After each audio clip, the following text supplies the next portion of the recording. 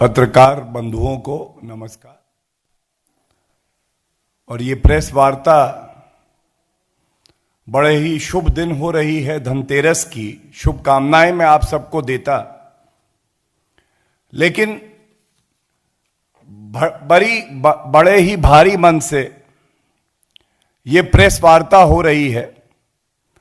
और मैं एक बात कहूंगा कि दो प्रमुख मुद्दे इस प्रेस वार्ता में मैं उठाने जा रहा हूं। पहला, पश्चिम बंगाल में जिस तरह से कानून का राज ध्वस्त हो गया है, हमारे एक कर्मठ कार्यकर्ता गोकुल जना को मार दिया गया है, और जो खबर आ रही है वो ये आ रही है कि ये फिर से टीएमसी का गुंडा राज है। और इसके साथ साथ दुख की बात यह है कि इन्होंने एक गलती कर दी। जो समाचार में सूचना आई है, टीएमसी के ही एक पंचायत सदस्य थे, उनके पति को कोविड हो रखा था। ये 62 वर्षीय भाजपा के जो कार्यकर्ता हैं, इनकी गलती केवल इतनी है, इन्होंने ये कह दिया कि ये आपके जो पति हैं ये क्वारंटीन में रहें कि और लोग संक्रमित ना हो जाएं, और इस दोष की वजह से उनको मार दिया गया है। दूसरा, हमारे पश्चिम बंगाल के जो प्रदेश अध्यक्ष हैं दिलीप घोष जी, उनके ऊपर भी एक जानलेवा हमला हुआ, उनकी गाड़ी को क्षतिग्रस्त कर दिया गया। और यह सब क्या दर्शाता है? यह दर्शाता है कि बिहार के परिणाम की गूंज ममता बनर्जी जी के बौखलाहट का कारण बन रही है। जहां पे संविधान का राज होना चाहिए, वहां पे सत्ता के साथ किस तरह से बैठे रहें, यह सुनिश्चित करने के लिए खूनी खेल खेला जा रहा है। और कल ही की बात है कि देश के प्रधानमंत्री आदरणीय श्री नरेंद्र मोदी जी ने कहा था, एक बड़ा संदेश दिया था कि कुछ लोग ऐसे हैं जो लोकतांत्रिक तरीके से हमारा सामना नहीं कर सकते, और वो हमारे कार्यकर्ताओं की हत्या करवा रहे हैं। ये बेहद ही दुखद है कि आप जानते हैं कि भारतीय जनता पार्टी की विचारधारा से आप लड़ नहीं सकते हैं। हमारे कार्यकर्ताओं की कर्मठता के सामने आप कहीं खड़े नहीं होते हैं, और इसलिए आप एक नहीं 115 भारतीय जनता पार्टी के कार्यकर्ता हैं जिनकी हत्या पश्चिम बंगाल में कर दी गई है। और श्री नरेंद्र मोदी जी ने एक और बात कही थी जो बहुत प्रमुख है, जिससे हर देशवासी और पश्चिम बंगाल का नागरिक भी सहमत होगा कि लोकतंत्र में सत्ता में रहने के लिए मौत का खेल नहीं खेलना चाहिए। पश्चिम बंगाल की जनता अपना मन बना चुकी है।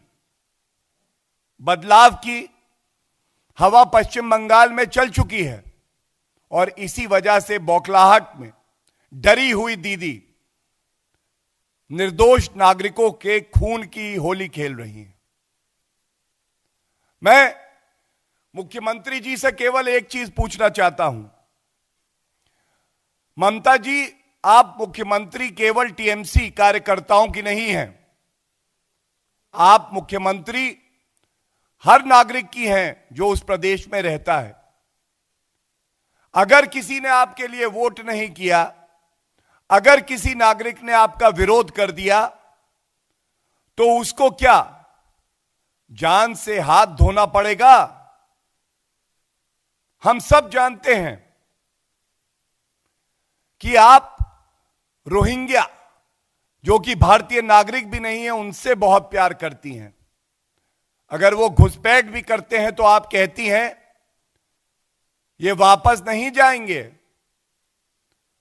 और जो भारतीय नागरिक हैं, जो पश्चिम बंगाल की भूमि में रहते हैं, उन पे आपके कार्यकर्ता जानलेवा हमला करते हैं। ये किस तरह का कानून राज है? और ये चुप्पी क्यों? ये चुप्पी क्यों ममता बनर्जी? आपको बताना होगा कि अगर नागरिक मारा जाता है तो क्या पश्चिम बंगाल के मुख्यमंत्री की कोई जिम्मेदारी नहीं है? क्या वो दूसरी तरफ देखेगा और टीएमसी के कार्यकर्ता जंगल राज फैलाएंगे? और इसीलिए जब श्री नरेंद्र मोदी जी ने कल देश को संबोधित किया तो एक बहुत बड़ा संदेश हर नागरिक के पास गया। संदेश था, हम पश्चिम बंगाल भी जीतेंगे, लेकिन अपनी विचारधारा की ताकत से। हम ईमानदारी से जनता की सेवा करके जीतेंगे। और भारतीय जनता पार्टी के कार्यकर्ता जिस कर्मठता से कार्य कर रहे हैं, जब उन्होंने हमारी पार्टी के सर्वोच्च नेता को सुना, एक नई ऊर्जा उत्पन्न हुई है। हम किसी से डरेंगे नहीं, चाहे ममता बनर्जी कितना प्रयास कर लें कि वो हमें डराएं, लेकिन ऐसा होने वाला नहीं है। एक बड़ा मुद्दा इस प्रेस वार्ता में मैं उठाना चाहूंगा। क्या कहा जाए कि पश्चिम बंगाल में आज गुंडा राज है? और सर्वोच्च न्यायालय तक ने कहा है पंचायत के चुनाव के दौरान कि ऐसा प्रतीत होता है पश्चिम बंगाल में लोकतंत्र खत्म हो गया है। हमें याद करना चाहिए, ममता बनर्जी एक मुख्यमंत्री हैं जिन्होंने संविधान को बचाने की शपथ ले रखी है, लेकिन यही ममता बनर्जी कहती हैं जो संसद में पारित कानून है सिटीजनशिप अमेंडमेंट एक्ट, उसको लागू नहीं करेंगे। क्या यह संविधान को तार तार करना नहीं हुआ? और ऐसा डर क्या है ममता बनर्जी जी कि हमारे सर्वोच्च नेता जब पश्चिम बंगाल जाने की बात करते हैं तो उनके मूल अधिकारों का हनन करते हुए आप उन्हें पश्चिम बंगाल में घुसने भी नहीं देती हैं। आपने लोकसभा चुनाव में भी यही किया। हमारे वरिष्ठ नेता देश के गृह मंत्री श्री अमित शाह जी, उनको वहां रैली करने का, रथ यात्रा करने की अनुमति नहीं दे रही थी। हमने देखा किस तरह से उत्तर प्रदेश के मुख्यमंत्री योगी आदित्यनाथ जी वहां जाना चाहते थे, उनके साथ भी आपने यही बदसलूकी करी। और कलकत्ता हाईकोर्ट ने निर्देश दिए कि यह उचित नहीं है। सबसे दुखद बात है किस तरह से लोकतंत्र का गला घोटा जा रहा है। अगर आपकी बात से कोई सहमत नहीं है तो आप उसको मार डालेंगे। 115 कार्यकर्ता मैंने बताया, और बड़े भारी मन से फिर से कहूंगा, हमारा छोटा भाई था बीजेपी का कार्यकर्ता दुलाल कुमार। मेरे पास, मेरे हाथ में एक तस्वीर है, एक इलेक्ट्रिक पोल से लटका हुआ उसका शव मिला। और किस तरह से लोकतंत्र को मारा जा रहा है पश्चिम बंगाल में, इसका उदाहरण मैं अब आपको कुछ तथ्यों के साथ रख रहा हूं। ये एक उदाहरण है, ऐसे 115 मामले हैं। 28 वर्षीय युवक, उसका पार्थिव शरीर जो है वो लटका हुआ मिला इस हालत में। 20 दिन तक एफआईआर, जो सर्वोच्च न्यायालय कहता है कि अगर कॉग्निजेबल ऑफेंस हो, ललिता कुमारी का केस है तो तुरंत दर्ज होनी चाहिए, 20 दिन तक एफआईआर नहीं होती है। 24 घंटे के अंदर विवेचना को बंद कर दिया जाता है और कहा जाता है यह आत्महत्या का मामला है। यह मामला सर्वोच्च न्यायालय में गया, मैंने खुद याचिका लगाई थी और सर्वोच्च न्यायालय ने भी इसमें पश्चिम बंगाल की सरकार से जवाब मांगा। और ऐसे ही त्रिलोचन महतो, शक्तिपत सरदार,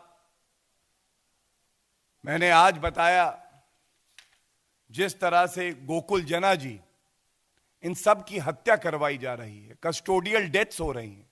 यह अपने आप में दर्शाता है कि ममता बनर्जी बहुत सहमी हुई हैं।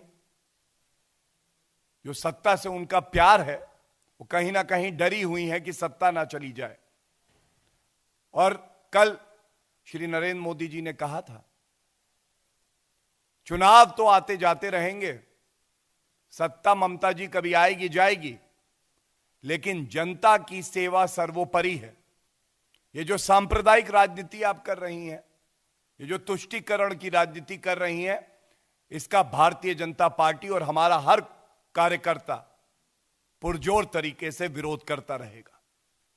कोई नहीं भूला है कि आपने कहा था जो जय श्री राम का नारा लगाएगा उसकी चमड़ी उधेड़ दूंगी। तो मैं मुख्यमंत्री जी से केवल इतना ही कहूंगा, यह हमारा संवैधानिक अधिकार है और इसको आप छीन नहीं सकती। आप जनता की चमड़ी क्या उधेड़ेंगी ममता जी? जनता ने मन बना लिया है, आपकी सांप्रदायिक चादर पूरी तरह से उधेड़ देगी पश्चिम बंगाल की जनता, ये याद रखिएगा। और सर्वोच्च न्यायालय का सम्मान न करना, एनआरसी के मामले में हमने देखा था,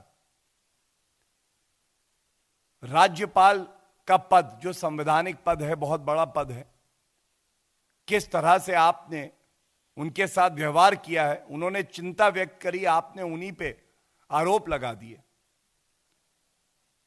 पश्चिम बंगाल के राज्यपाल तो खुद ही एक प्रतिष्ठित वकील हैं। संविधान की रक्षा करने का दायित्व उनका भी है और आपका भी है, लेकिन दुख की बात यह है कि आप संविधान को ही तार तार कर रही हैं। आज इतना जरूर कहूंगा, आप एक खूनी राजनीति कर रही हैं, हमारे कार्यकर्ताओं की हत्या करवा रही हैं। जिस तरह से टीएमसी के गुंडे भारतीय जनता पार्टी के कार्यकर्ताओं पे हमला कर रहे हैं, उनकी जान ले रहे हैं, ये लोकतंत्र के लिए अच्छा नहीं है। और आप समझती हैं कि आपकी बाजुओं में बहुत जान है, तो मैं इतना ही कहूंगा, बिस्मिल अजीमाबादी जी का शेर है जो कहता है, सरफरोशी की तमन्ना अब हमारे दिल में है, देखना है जोर कितना बाजुए कातिल में। तो ममता बनर्जी, प्रदेश की सेवा करिए।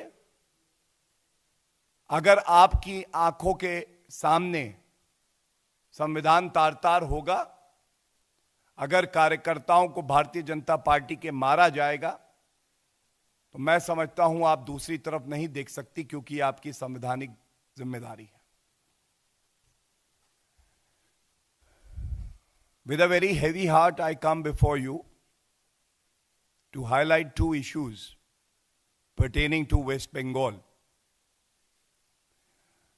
One of our very committed worker in West Bengal, Shri Gokul Jana, 62-year-old, allegedly has been murdered by TMC goons. It is very sad that the reason for murdering him is the fact that he requested the husband of one of the TMC Panchayat member to be quarantined. And such was the retaliation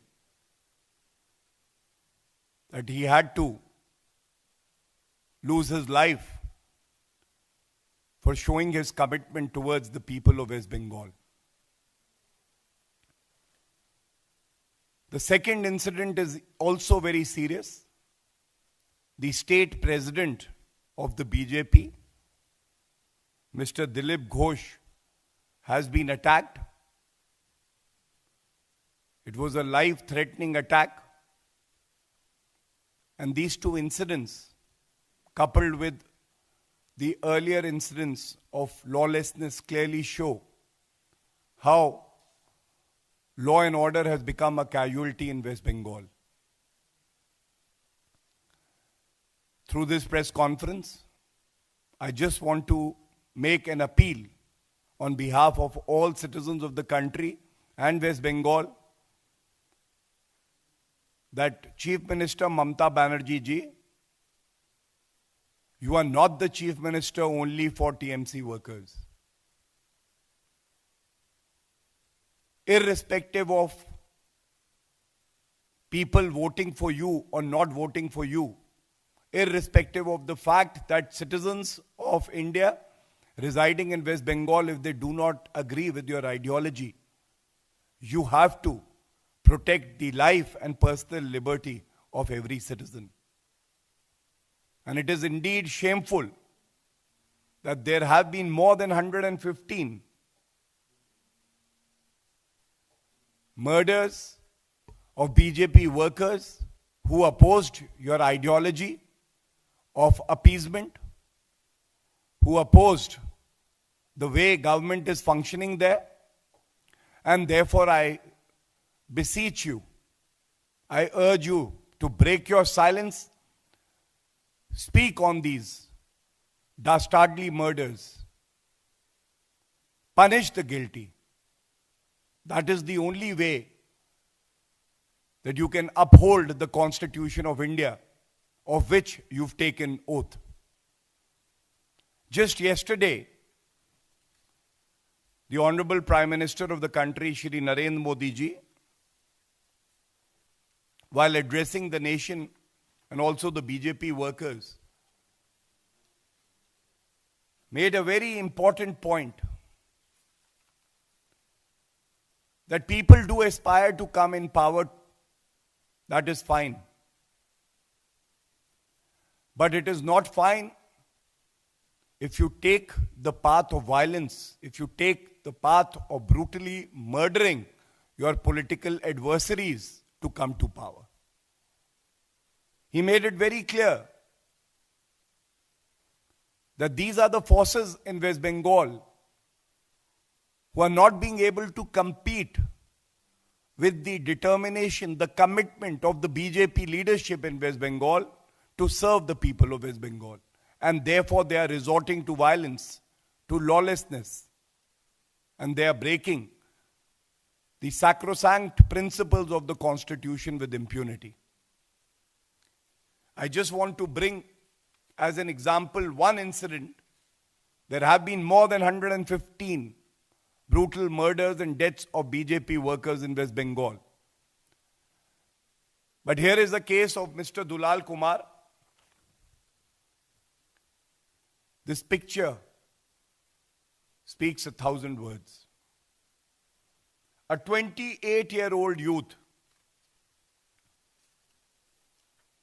who was brutally murdered, and his body was found hanging on a high-tension pole. Now, for 20 days,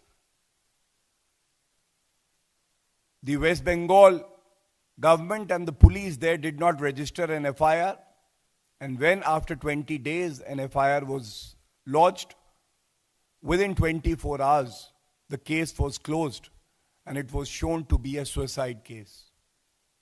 This matter was raised before the Honorable Supreme Court and is still sub judice before the court. But the Honorable Supreme Court asked the West Bengal government, why is it that proper investigation was not done in this case? And what does this show? This shows that human lives will be taken in West Bengal if it suits the TMC. It shows that there is scant respect for the law of the country. And this, I would say, is worrisome. I would, in the end, only say that no matter how hard you try, Mamata Banerjee ji, the BJP workers will fearlessly work for the betterment of the people of West Bengal. And it is very apparent, even going by the election results of the Lok Sabha 2019 elections, that people of West Bengal have made up their mind to ensure that there is a change in the government. They are craving for change. They want good governance. And they know Bharatiya Janata Party is the party that would give them that change, will give them governance. Politics of development, not of appeasement. I would only say, appease none and work for the betterment of everyone. That should be the mantra. And I'm very hopeful that after this press conference, for the sake of accountability, the Chief Minister of West Bengal will be compelled, will rise to the occasion and will speak on this dastardly murder that has taken place and also the attack that has taken place on the state president, Mr. Dilip Ghosh. With these words of hope, I end this press conference and I thank all of you for being here on such a short notice. Thank you.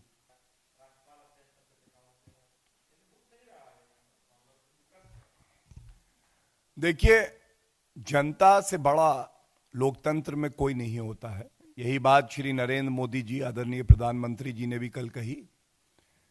जनता खुद विकल्प ढूंढ रही है और ममता बनर्जी ये बात जानती हैं कि वो दिन दूर नहीं कि वो जनता को जवाब देने लायक भी नहीं होंगी और जनता खुद भारतीय जनता पार्टी के साथ खड़ी होगी और हमें अटूट विश्वास है कि इस जंगल राज का अंत होगा। ऐसा प्रतीत होता है कि ममता बनर्जी जी ने कसम खाई हुई है कि आरजेडी के जंगल राज को भी मैं बौना बना दूंगी।